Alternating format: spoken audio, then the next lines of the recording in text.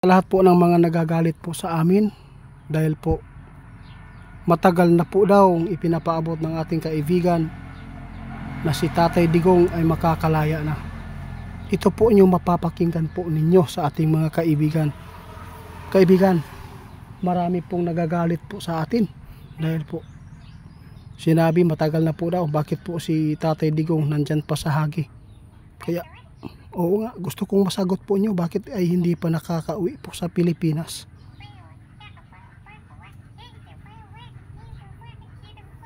Sabi ng ating kaibigan guys, alam po ninyo, sinabi po nila na mapawalang bisa, mapawalang basura ang kaso ni tatay.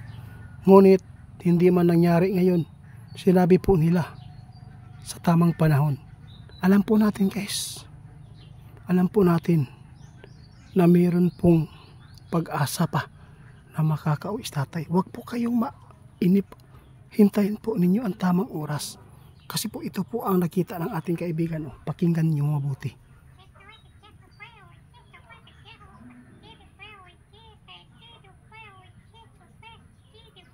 Yun po kaibigan, yun po ang gusto kong malaman. Kung totoo po ba na binabayaran po ni BBM ang Haguey, yung ICC. Para lang si tatay ay maditin at hindi mo makakauwi dito. Yun po ang gusto kong malaman sa inyo.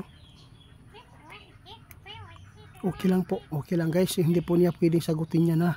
Kasi ayaw po niya mapapahamak tayo. Basta sinabi ng ating kaibigan, huwag kayong mawalan ng pag-asa. Alam po niyo kung bakit hindi po nakauwi si tatay. Kasi maraming mga tao, mga traidor na nagpahabol ba? No, nagpahabol ng mga ebidensya. Kaya ito, si tatay pagulong-gulong pa ang kanyang kaso doon po. Kaya ngunit, meron po nakita si kaibigan na pagbabago. Abangan po niyo guys, makakauwi po talaga si tatay kaibigan. Totoo po yan, hindi po yan basta-basta guys. Si Tatay Digong ay i-release lang po agad na walang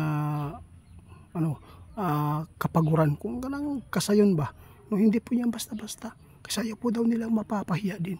Pero kaibigan, ang dami po nagtatanong sa amin. Kasi po, ano po ba talaga ang mga katotohanan dito? Kung bakit si Tatay Digong ang napagtripan po ng panahon. Ito po ba ay karma? Dahil po sa masakit na mga salita na binibitiwan po niya sa Diyos?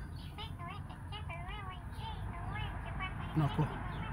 Ito po ang dahilan guys, no? Alam po ninyo, si Tatay Digong makikita po ninyo, pati ang Diyos inaaway niya.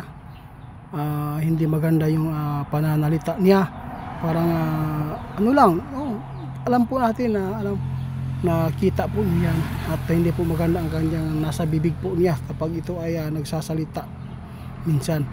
Pero sinabi ng ating kaibigan, alam po niya na ito ay karma sa kanya dahil po sa mga ginagawa po niya na hindi mabuti din sa tao at sa Diyos. Kaibigan, maraming salamat po kasi maraming nagtatanong baka karma daw.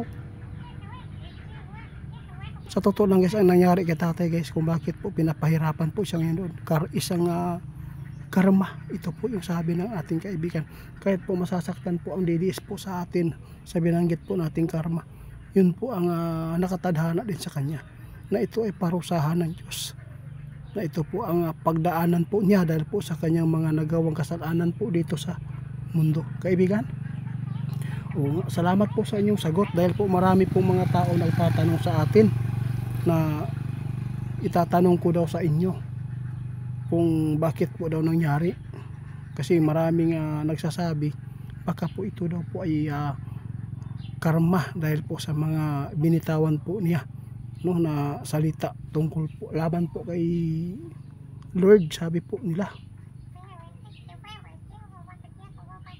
Kahit po, oo, totoo po yan. Sabi ng ating kaibigan, kahit po ay nagkaroon ang tao guys ng kasalanan, kapag buhay pa ang tao, pwede pa yan magbago.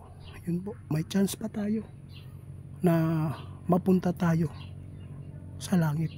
Sabi ng ating kaibigan, karma man ang nangyari, pero ngunit makakauwi at makakabalik si Tatay Digong. Abangan lang po nyo ngayon guys. Huwag lang po natin excuse me, wag lang po natin na mamadaliin ang panahon. Kasi sinabi na po ng isang duwende, makakabalik sa tatay sa tamang panahon. Kaya kung meron man mga trader dyan na patuloy po ang kanilang paghahanap po ng ebidensya para po ay maipasa ito sa ICC, ang po natin, may hangganan po yan, kaibigan. Oo. Sa lahat po daw ng mga supporters ng mga DDS, huwag po kayong mainip. Isipin po ninyo na ang panahon ay hindi po hawak ng isang tao, ngunit ang panahon ay pwede din pong sumama sa tao.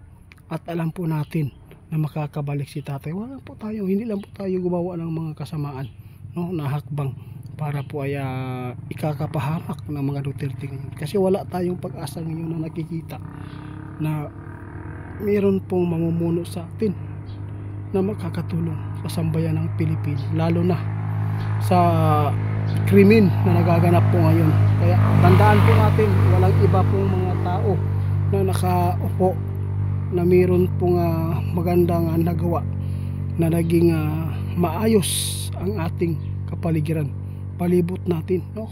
Wala pong masyadong krimen noon. Kung mayroon man, yung mga tao nagdodroga, yung mga biktima. Kaya salamat kaibigan, ha.